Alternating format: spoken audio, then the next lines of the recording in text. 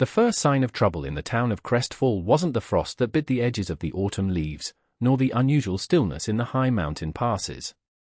It was the silence of a young woman named Maeve.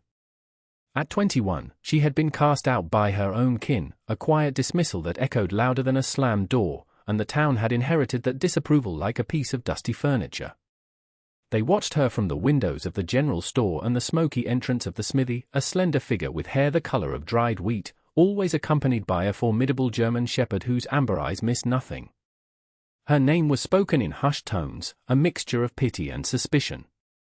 Every morning, she and the dog, Rook, would walk away from the town's edge, not towards the dwindling timberline for firewood, but up the winding, treacherous path to the abandoned Silver Creek mine. The mine was a place of ghosts and bad memories, its timbers groaning under the weight of a decade of neglect. The townsfolk, practical people who measured life in cords of wood and sacks of flour, couldn't comprehend her purpose. They saw her hauling strange loads up the mountain, heavy canvas sheets, coils of rope, sacks of what looked like seed potatoes, and sturdy metal tools. It made no sense. The silver was gone, the shafts were collapsed in places, and the air down there was said to be foul and stagnant. Yet she persisted, her face a mask of resolute calm, never offering an explanation, never asking for help. The coming winter was a distant thought in their minds, a seasonal hardship to be endured as it always was. Old Man Hemlock, the town's self-appointed weather sage, spat tobacco juice onto the dusty street and declared the winter would be mild. Just a few dustings, he'd proclaimed, and the town had collectively nodded, wanting to believe him. They saw Maeve's tireless work as the strange obsession of a lonely, troubled girl. They didn't see the tension in Rook's posture as he watched the sky, or the way Maeve herself would pause, her hand shielding her eyes, looking not at the town below but at the unnatural clarity of the air, a sign that the mountain was holding its breath before a long, cold scream. Maeve and Rook would leave the town's judgment behind them as they entered the cool, dark maw of the Silver Creek mine. The entrance was a jagged hole in the mountainside, framed by rotting timbers she had carefully reinforced herself. Just inside, the air was crisp and smelled of damp stone and deep earth, a scent of profound stillness. But a few hundred feet down the main shaft, a different world began. The darkness gave way to the soft, steady glow of a dozen strategically placed lanterns, their polished reflectors bouncing warm light off the rock walls. Here, the mine wasn't dead, it was breathing. This was Maeve's secret, a hidden sanctuary she had been carving out of the mountain's belly for over a year. She had discovered what the old miners had ignored, a steady, clean stream of water that trickled from a deep aquifer, running through a lower gallery before disappearing back into the rock. With painstaking labor, she had diverted a portion of it, creating a series of shallow, stone-lined channels that irrigated long, raised beds of dark, rich soil she had hauled in sack by sack. In the consistent, cool temperature of the deep earth, shielded from the sun's glare and the coming frostbite, life was flourishing. Rows of potatoes were sending up healthy green shoots. Carrots, turnips, and hardy kale grew in disciplined lines, their colors vibrant under the lantern light. Further back, in a wider cavern she had cleared of debris, was a sturdy pen. Inside, a small flock of sheep huddled together, their woolly coats thick and clean. Their gentle bleating was a soft counterpoint to the quiet clucking of a dozen chickens in a nearby coop, their eggs a daily treasure. She had even engineered a clever ventilation system, unblocking a narrow, forgotten air shaft that led to a high, sheltered point on the mountain, ensuring a constant flow of fresh air without letting in the winter's fury. Rook would patrol the perimeter of her subterranean farm, his paws silent on the stone floor, his presence a silent, watchful guarantee of their safety. This wasn't just a shelter, it was a self-sustaining world, a defiant act of creation in a place of decay, built on a foundation of foresight the town below couldn't begin to imagine. Back in Crestfall, the whispers about Maeve grew louder as the days grew shorter. Abram, the town blacksmith, a man whose opinions were as loud and unyielding as the clang of his hammer, held court by his forge. "The mine witch, I call her," he'd say, wiping sweat from his brow with a thick forearm. "Haulin' dirt into a hole in the ground." "It ain't natural," the men gathered there would chuckle and nod, the sound of their agreement lost in the hiss of hot metal quenching in water. Martha, who ran the general store with a sharp eye and an even sharper tongue, would watch Maeve come in for her weekly supplies. The girl never bought much: salt, oil for her lanterns, a new whetstone, perhaps a length of sturdy twine. She paid with the few coins she had, her gaze direct and unwavering, never flinching from Martha's scrutinizing stare. "Wasting good money on that dog," Martha once commented to a customer, just loud enough for Maeve to hear. "Ought to be saving for a proper roof over her head, not a pile of rocks." Maeve simply gathered her things, gave a quiet command to Rook, who sat patiently by the door, and left without a word. Her silence was her shield, but to them, it was proof of her strangeness, her refusal to be a part of their world. They saw her discipline as obsession, her preparation as madness. The town was confident, almost arrogant, in its readiness. Their larders were full, their woodpiles high. They had faced 100 winters before and had always endured. This one, they assured each other, would be no different. They laughed at the girl who was building a farm in the dark, ignorant of the fact that she wasn't preparing for a normal winter. She was preparing for the kind of winter that breaks the proud and erases the unprepared, the kind of winter that was already gathering its strength in the silent, frozen peaks above them, preparing to descend like a final, unmerciful judgment. They measured their wealth in what they had stored away, while Maeve measured hers in what she could grow, a living, breathing defense against the coming cold. As the first snows began to dust the highest peaks, Maeve worked with a focused urgency. The underground farm was no longer just a project, it was an arc. She spent days securing the last of her preparations, her hands raw from the cold and the hard labor. She reinforced the sheep pen, ensuring it was draft-free and warm. She harvested the first of the mature root vegetables, placing them in cool, dry storage bins she had built into a small side cavern. The comforting, earthy scent of potatoes and turnips filled the air, a promise of sustenance. In a far corner of the main cavern, she had even cultivated a small patch of mushrooms, their white caps pushing up through the specially prepared soil in the damp, controlled darkness. Rook was her constant shadow, his presence a warm, steady comfort in the immense solitude. He seemed to understand the gravity of her work, often resting his heavy head on her lap during her brief moments of rest, his deep sighs echoing in the quiet.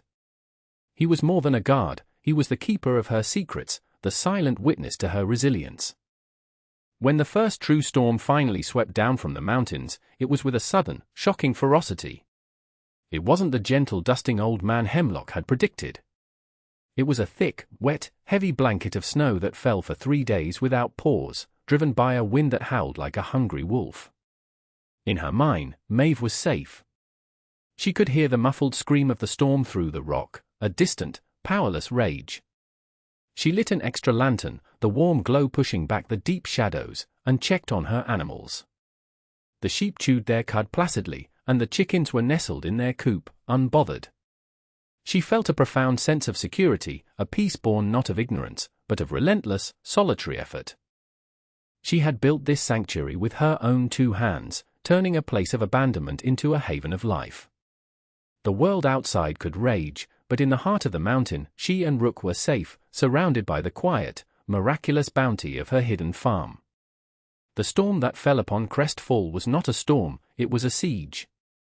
After the first 3 days, the snow stopped just long enough for the townspeople to see the horrifying reality of their situation. The world had vanished under a sea of white. Houses were buried to their rooflines. The roads were gone, the forest impassable. They were an island in a vast, frozen ocean. Then the second storm came, and the third, each one layering more snow, packing it down with relentless, shrieking winds until it was as hard as stone. The town was completely, utterly isolated. At first, there was a sense of grim camaraderie. Neighbors helped each other dig tunnels between houses. They shared stories and dwindling supplies of coffee by their firesides. Abram the blacksmith boasted that his smokehouse was full enough to last till spring. Martha assured everyone her storeroom was packed to the rafters. But the cold was a physical entity, a predator that gnawed at the foundations of their homes and their confidence. It found every crack, every weakness. Firewood, once thought to be abundant, burned at an alarming rate. The weeks dragged on. The blizzards gave way to a period of brutal, clear cold, where the temperature plummeted so low that the very air seemed to crackle. Hunting was impossible. The deer and elk had vanished, either buried or driven to lower elevations long ago. Abram's smokehouse was empty by the 4th week. Martha's shelves were bare by the 5th. The town's collective bravado evaporated, replaced by a gnawing, terrifying hunger. The children's cries were the worst, thin and weak in the cold air. The laughter was gone, replaced by hollow-eyed stares and the grim calculus of survival. It was then that the whispers started again, but this time they were different. They were no longer about the mine witch, they were about Maeve. The girl in the hills. The one who had been hauling sacks of seed and tools up to the old Silver Creek mine all summer. The memory of her strange, tireless work was no longer a subject of ridicule, it was a sliver of an impossible, desperate hope. The decision was made in the cold, crowded confines of the general store, the air thick with the smell of fear and unwashed bodies. Abram, his face gaunt and his usual bluster gone, stood before the handful of able-bodied men left. "We have to try," he said, his voice raspy. "There's no other choice." "We go up to the mine." There were murmurs of doubt. The journey was suicidal. The snow was 15 feet deep in places, and the wind on the slopes could strip a man of his warmth in minutes. But the image of their starving families was a more potent fear. The town doctor, a weary man named Finch, nodded in agreement. "She was preparing for something," he said softly, his words carrying the weight of their collective regret. "We all saw it. We just didn't understand." A small party of 5 men, led by Abram, prepared for the trek. They wrapped their feet in burlap and wore every layer of clothing they owned.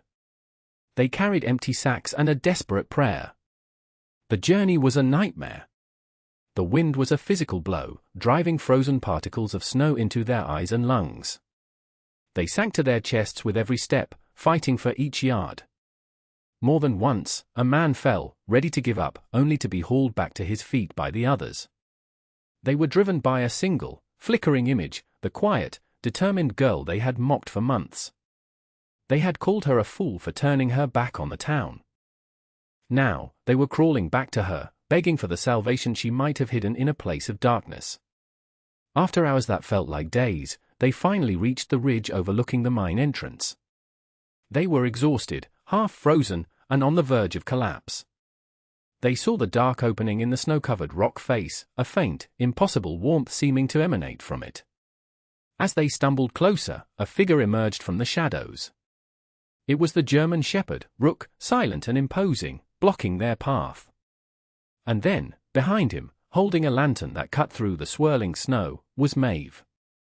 Her face was calm, her expression unreadable, as she looked upon the broken, desperate men who had once scorned her. The men stood frozen, not just from the cold, but from a mixture of awe and shame. They had expected to find a starving hermit, perhaps even a frozen corpse. Instead, they saw Maeve, looking healthy and strong, her cheeks flushed not with fever but with warmth. Rook stood at her side, a low rumble in his chest, a clear warning.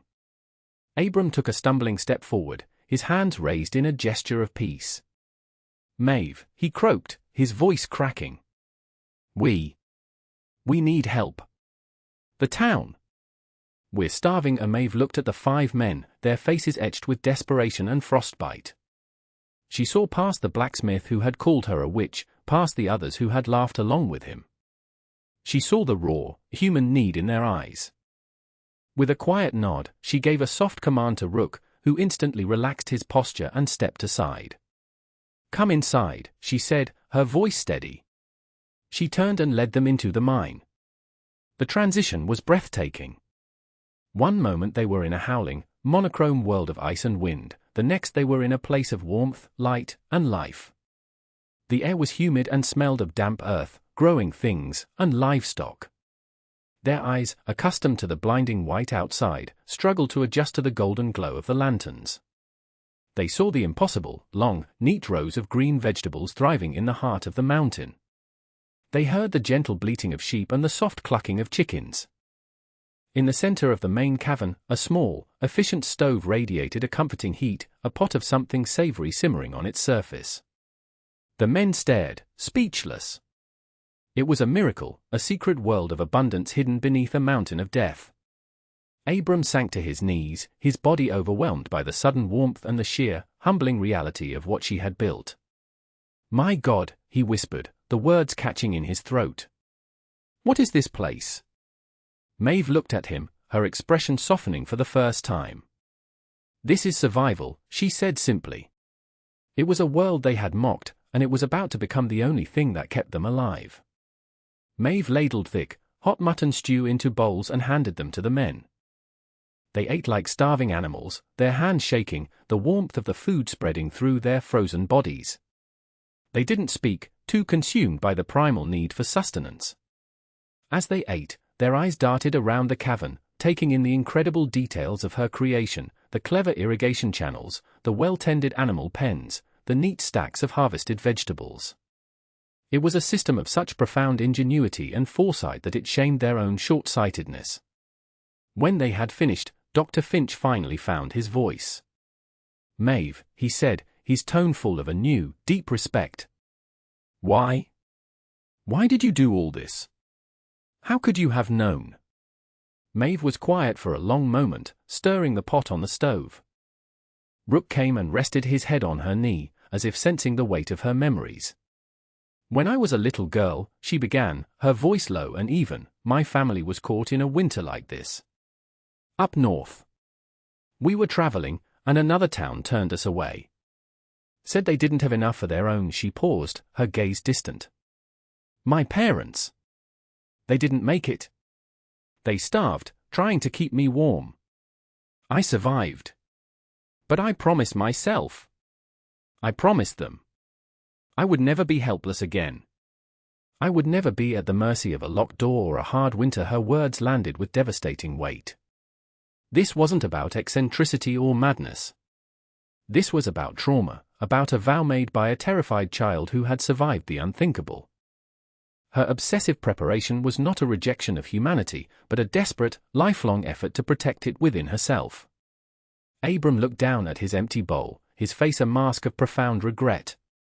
"We called you names," he said, his voice thick with shame. "We laughed at you." Maeve met his gaze, and there was no anger in her eyes, only a quiet, weary sadness. "I know," she said. "But hunger doesn't care about names. And the cold doesn't care about laughter." In that moment, she offered them more than just food, she offered them a lesson in true strength, a strength forged in loss and tempered by a will to live that they had never been forced to comprehend. The rescue of Crestfall began not with a grand gesture, but with a quiet, disciplined plan. Maeve, now the unintentional leader of the town's survival, laid out the rules with calm authority. "I cannot house everyone here," she explained to Abram and the others. "The air and space are for the plants and the animals. But I can give you food. Enough to keep everyone alive." She organized them into a supply chain. Abram, with his strength, and 2 of the younger men would be responsible for hauling rations back to the town. They would make the perilous journey once every 2 days, carrying carefully measured supplies of potatoes, turnips, salted mutton, and dried greens. She taught them how to navigate the safest path, how to read the subtle signs of the snowpack to avoid the most dangerous drifts. Dr. Finch would remain in town, ensuring the food was distributed fairly, starting with the children and the elderly. The men who had once mocked her now listened to her every word with the rapt attention of students. They saw the quiet competence that had been there all along, hidden behind their own foolish pride. The first trip back to town was a somber one. Abram and his team carried the sacks of food like sacred relics. When they arrived, the townspeople emerged from their snow-locked homes, their faces pale and desperate. The sight of the food brought tears to their eyes. Martha, the store owner who had once sneered at Maeve, took a bag of potatoes from Abram, her hands trembling. She gave us this," she whispered, unable to believe it. Abram nodded, his expression grim. "She saved us," he said, his voice heavy with the truth. "The girl we called the mine, which is the only reason any of us will see the spring." From that day on, the entire dynamic of Crestfall was inverted. The town's survival now revolved around the very person they had cast out. Their daily rhythm was dictated by her planning, their lives sustained by her foresight. The mockery was replaced by a profound, humbling, and ever-growing sense of reverence for the silent girl in the mountain. As the long, brutal winter finally began to lose its grip, the town of Crestfall was irrevocably changed. The great thaw came slowly, revealing a landscape scarred by the ordeal. But within the town, something new had taken root. The hardship had burned away their arrogance and petty judgments, leaving behind a raw, essential humility. Maeve's name was now spoken with a reverence usually reserved for founders and heroes. She continued to send supplies until the roads were clear enough for hunting parties to venture out and the first trade caravans could finally break through. When she finally walked down into the town for the first time since the storms began, with Rook at her side, the people stopped what they were doing and simply watched her pass. There were no whispers, no cold stares. Instead, heads nodded in respect. Abram met her outside his smithy, his hands clean, his posture stooped with humility. "Maeve," he said, his voice quiet. "There's no way to repay you." Maeve looked at him, and then at the faces of the others watching. "Just be ready for the next one," she said softly. That's payment enough. In the months that followed, Crestfall became a different place. The townspeople, under Maeve's quiet guidance, began preparing for future winters with a seriousness they had never known. They built better insulated homes, larger communal storehouses, and learned techniques for preserving food that she taught them. They came to the mine not with suspicion, but with a desire to learn. She showed them how to read the sky, how to understand the mountain's moods. She was no longer the outcast. She was their heart, their quiet moral center. She never sought their praise or their apologies, but she received them anyway, in the form of offered help, shared meals, and the simple, profound respect in their eyes. One warm evening in late spring, Maeve stood at the entrance of her mine, Rook sitting faithfully beside her. Below, the lights of Crestfall began to flicker on, a small constellation of warmth and life. She had built her sanctuary to save herself from the memory of a cold, merciless world. In the end, she had saved that world from itself, proving that the deepest strength often grows in the darkest, most solitary places, nurtured by a quiet resolve to simply endure and to live.